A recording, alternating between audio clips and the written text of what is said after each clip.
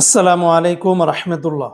2026 সালের পবিত্র মাহে রমজান মাসের চাঁদ দেখা এবং প্রথম রোজার দিন ইতিমধ্যে আরব দেশগুলি ঘোষণা দিয়ে দিয়েছে। বিশেষ করে সৌদি আরব, দুবাই, কাতার, বাহরাইন, কুয়েত, এই 5টি দেশ। আরব দেশ 6টা দেশ, তবে এই 5টি দেশ সৌদি আরব, দুবাই, কাতার, বাহরাইন, কুয়েত তারা ঘোষণা দিয়ে দিয়েছে 17ই ফেব্রুয়ারি রোজ মঙ্গলবারে তারা সন্ধ্যায় চাঁদ দেখার জন্য বসবে এবং চাঁদ 100% ওঠার সম্ভাবনাটা একেবারেই নিশ্চিত রয়েছে। তো মঙ্গলবার তারা যদি চাঁদ দেখে তাহলে তারাবির নামাজ পড়বে এবং সেহরি খাবে এবং বুধবার অর্থাৎ 18ই ফেব্রুয়ারিতে প্রথম রোজার দিন তারা ইতিমধ্যে ঘোষণা দিয়েছে।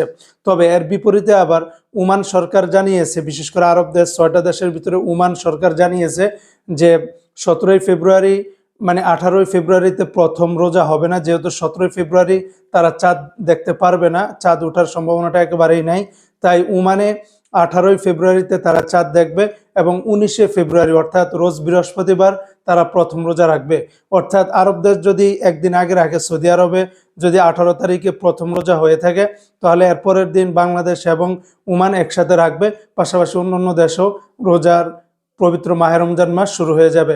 তাই সবাইকে অগ্রিম জানাই পবিত্র মাহে রমজানের শুভেচ্ছা এবং রমজানুল মোবারক।